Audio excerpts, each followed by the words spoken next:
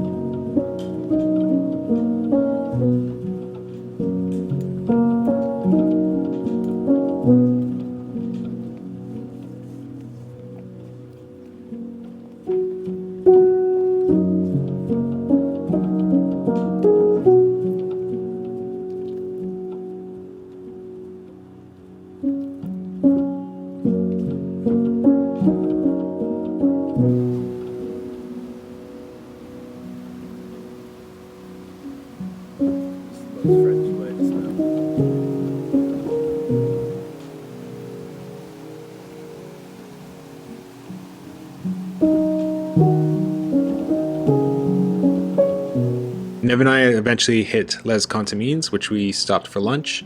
And from here, we actually split for about an hour or two, just because we had different strategies on how we were going to do the next stage of the hike. And we would just randomly bump into each other without really kind of planning. We were originally thinking we were just going to see each other at the end of the day, but it actually happened a lot sooner than that.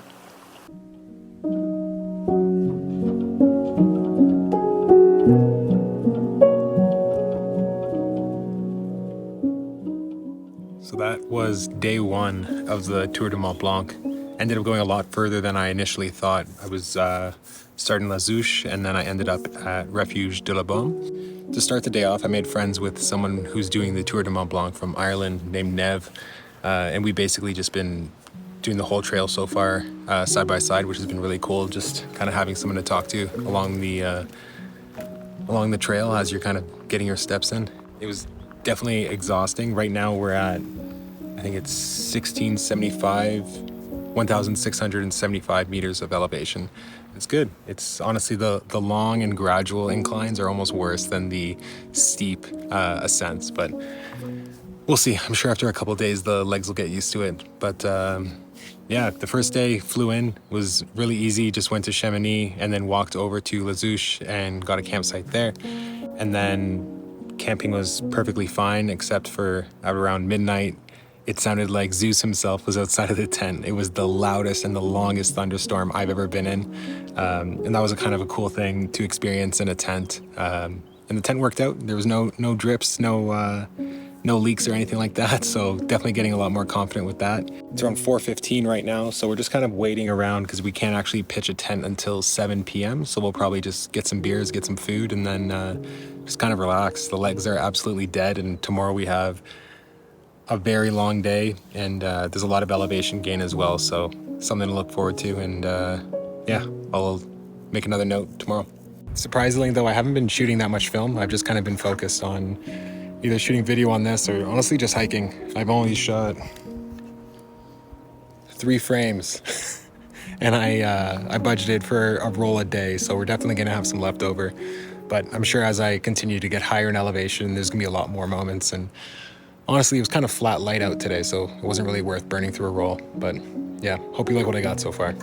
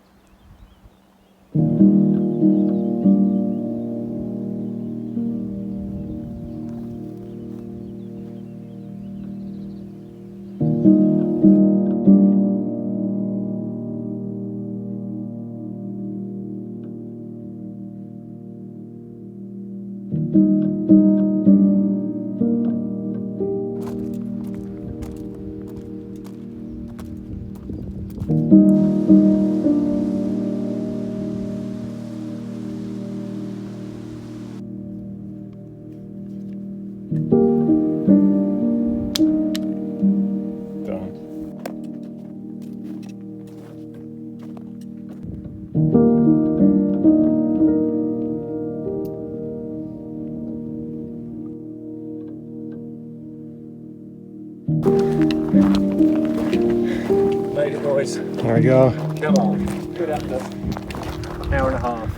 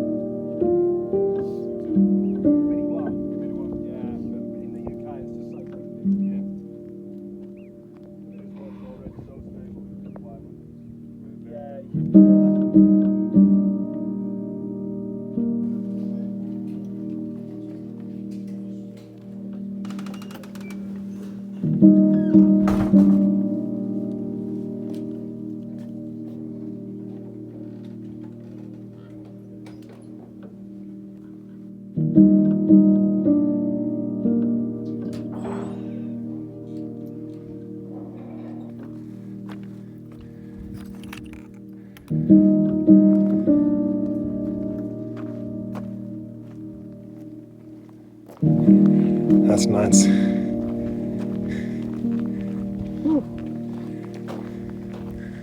Wow.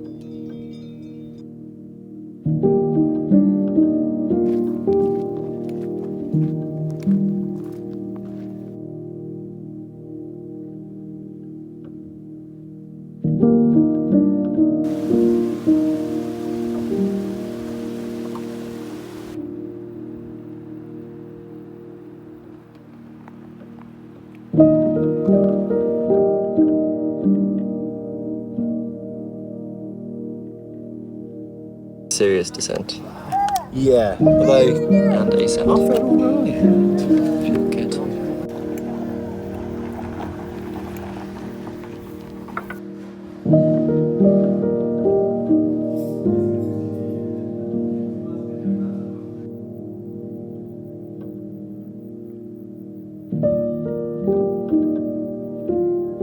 So way back there is where that bridge was with the water running under it. All the way here, the refuge is somewhere there. Zigzagged up, way up here. Still a little bit more to go.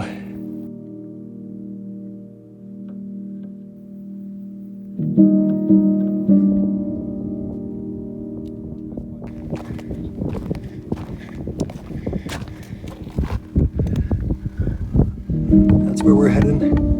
Isabella. Holy crap.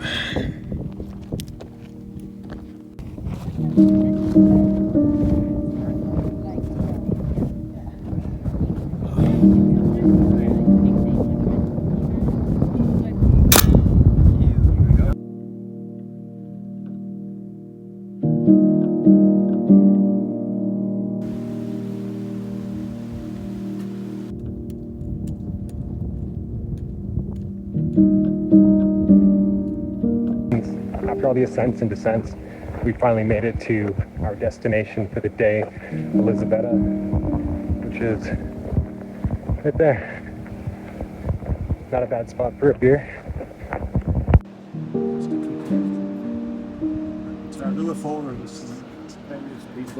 Foes of blood, man.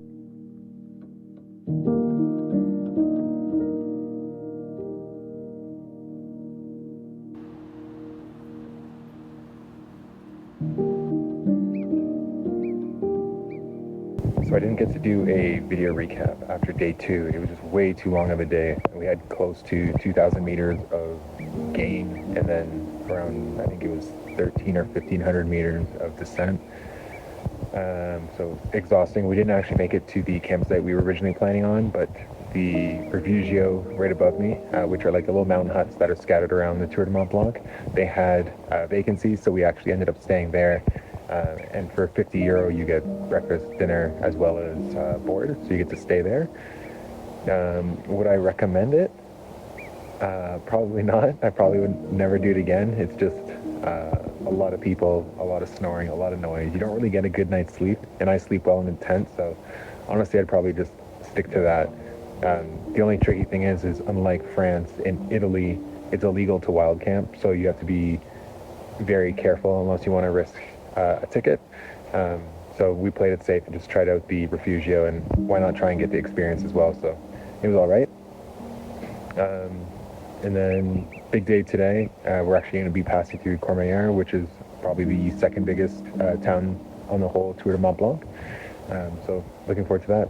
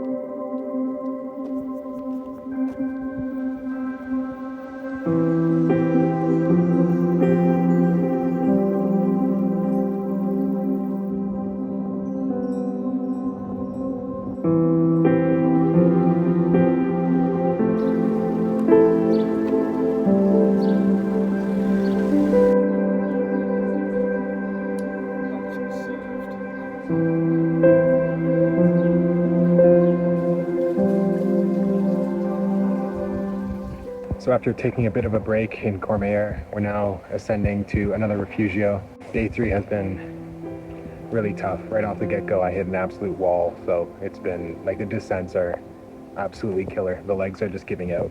So that hasn't been fun, but the ascents aren't too bad. And right now it's 2:25, and we'll probably end up at our final destination around 5:36. And it's basically uphill for the next 2.5 hours, and then it levels out, which is good. But yeah, it's been a struggle today.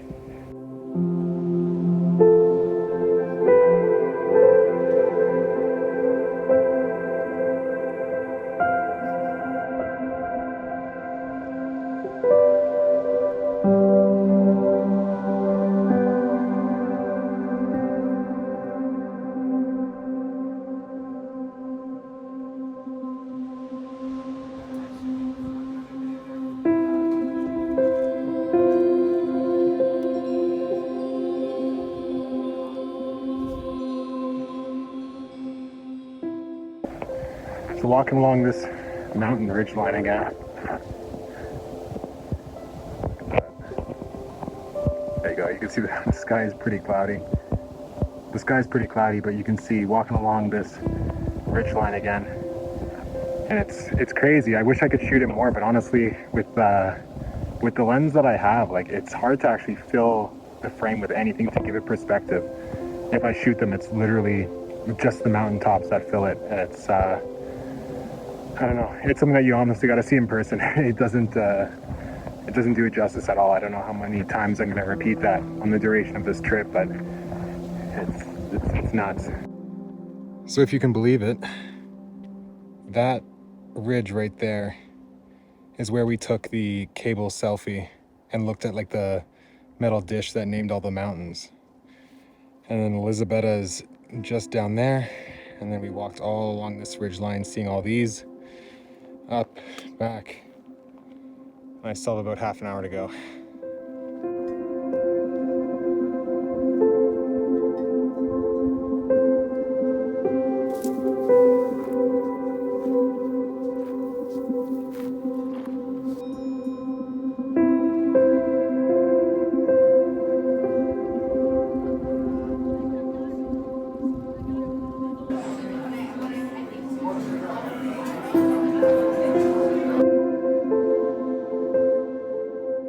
Once again, I didn't get time to do my recap on day 3, mainly because day 3 was an absolute slog to get through. That right early in the morning, I hit an absolute wall.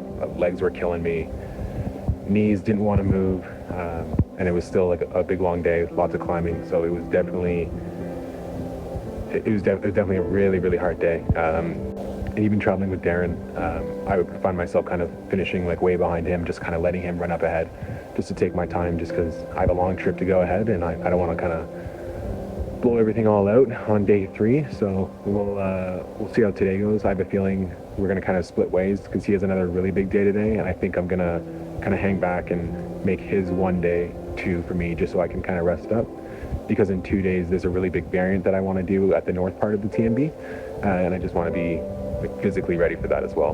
We ended up staying in Refugio Benetti, which was honestly a completely different experience from the last one. So I think if it's a good thing or a bad thing totally depends on where you're staying. This one, the food, how clean it is, everything is just worlds better.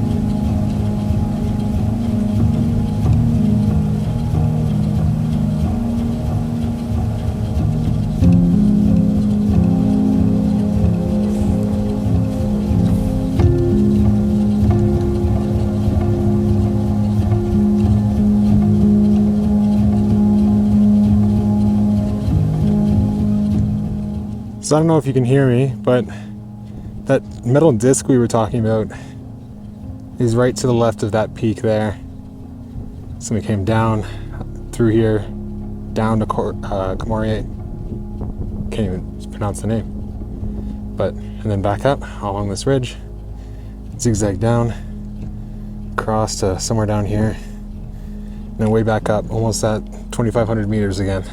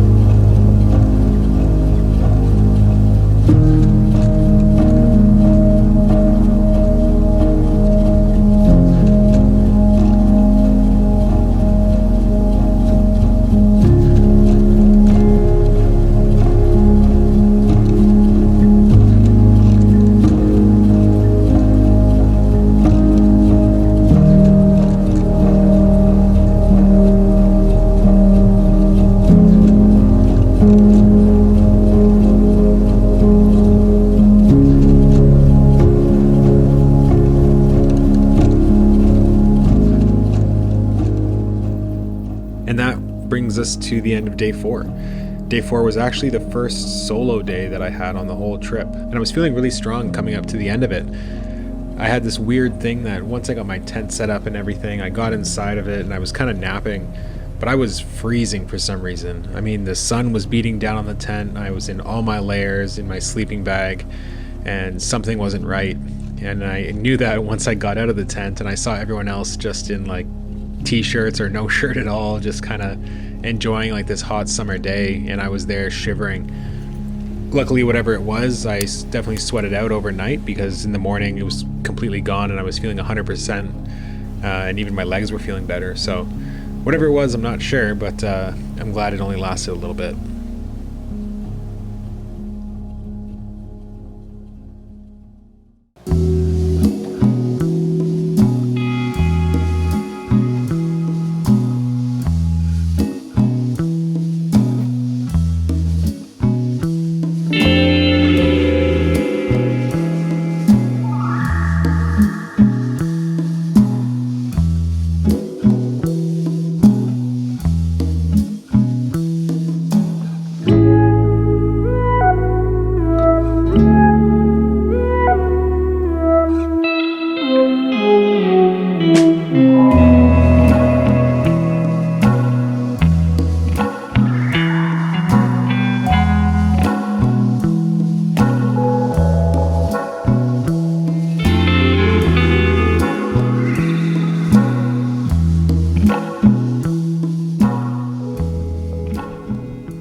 Came from all the way over there.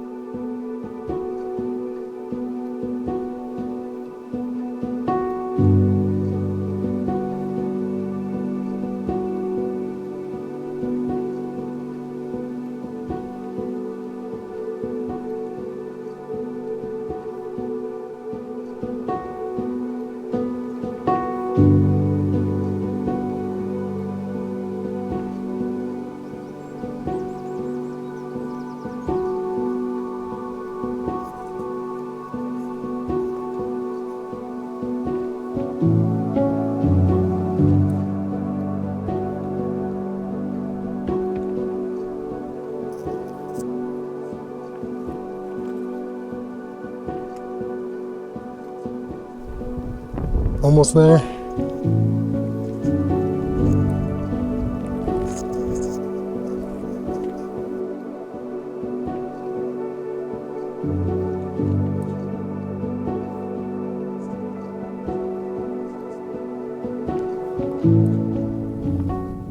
And it started all the way down there.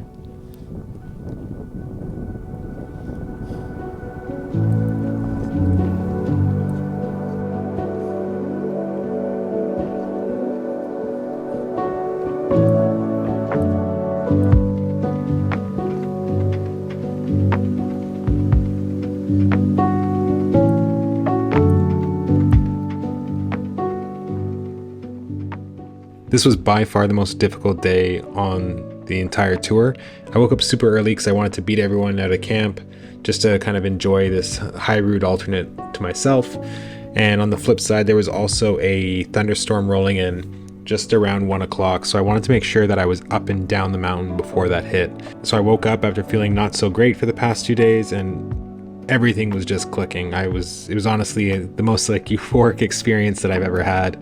So I ended up going down the different route, and a few moments later, after I was finishing up lunch, some rock climbers came by and said, yeah, I don't think you're supposed to be here. And they kind of explained that you're gonna have to go back down and basically restart the climb to go back up to the correct col to get to where you want to be. So this is the sign that I should have seen earlier. I went there. I need this one. Here we go. And by the time I finished that descent to start the correct trail, I already ran out of water. But there was a fantastic group of Spaniards that basically saved me. It really is the people on the trail that make it, and I was so thankful to have met them. There were also 2 people from Czech Republic who I also met on the way down, and they did the same thing. They could tell that I was really out of it. So feeling like a complete dirtbag, I then walked into the campsite hoping to get some food, and none other than Nev was already there. It was so great to see him again like that, and we got the chance to enjoy a really nice dinner together. And the meals that you paid for on this trip were definitely one of the highlights, and I would definitely recommend doing that over carrying all your own food, just because they randomly assign you seats. You sit with all these people from all over the world, and it just makes for such great conversation. They were honestly a really big highlight of the trip.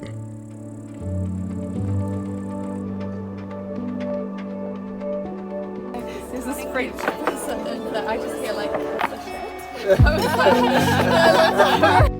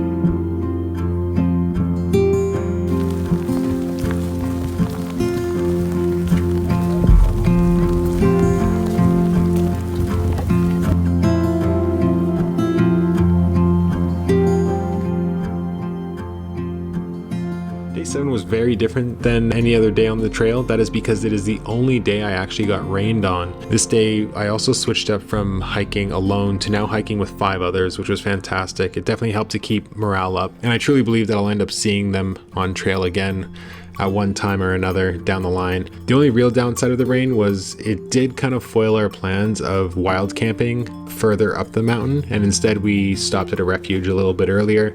We did get rewarded with a fantastic dinner conversation with a group of Scottish guys. They've all been friends since they were born, and the travel stories they had were hilarious. I can't remember the last time I laughed that long and that hard. It was honestly the best. It may not have been wild camping next to an alpine lake, but those were definitely some stories that I won't forget too soon.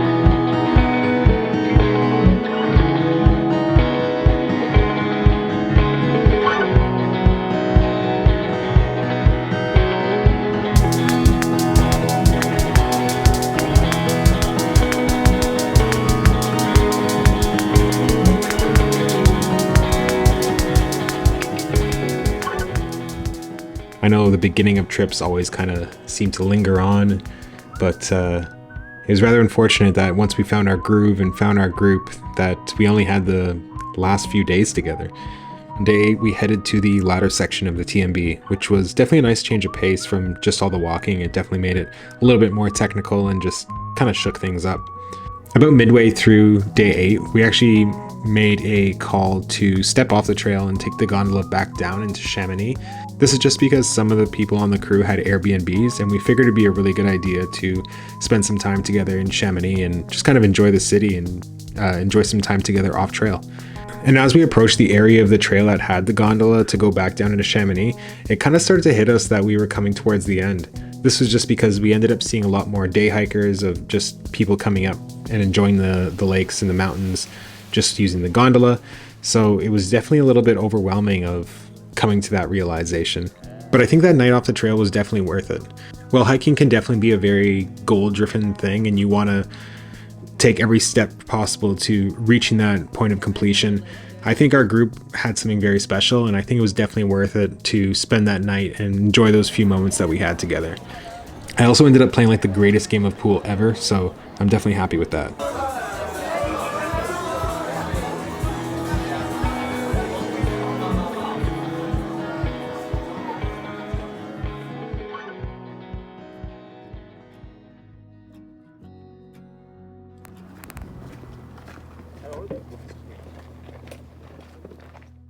The last half day. At this point of the hike, it was a lot less kind of progress focused and a lot more just reflective. With each step that you took, you knew you were getting very close to the end, and you just kind of reflected back on all those experiences that you had, all those difficult days, all the conversations, all the people you met on trail, and just honestly how much fun you had and how lucky you were to experience something like that. So even though there were the 3 of us finishing up the hike together, we all seemed to kind of hike on our own pace, each taking our own time to reflect and finish up the trail in our own little way. But I think we knew once we all came around that corner, we definitely all had that same level of excitement. And we finished it, all 3 of us crossing that finish line. It was quite an experience. I'm so glad that I actually started straight at the gate too, just to see it come full circle like that. It was definitely a special opportunity, especially starting it alone and then finishing with two good friends. I couldn't have asked for a better finish. When I woke up that next morning, I definitely had a strange feeling. It was weird not to wake up in a tent, to have no goals or no end destination for the day. For that last day, I really just decided to wander through Chamonix and see what the city had to offer. Hopping from cafe to cafe, I basically just wandered the city. And while people were continuing to fill the streets, I felt a little empty. I missed that feeling. The sound of the poles striking rock, the early mountain sun hitting the peaks, that slight chill as you begin your morning ascent. But I realized that what I came here to do is complete. What I came here to experience is now gone. There was nothing left for me in this city. I missed the trail, the possibilities, and the friends. But I know the trail will be calling back and a new experience awaits. Until the next one.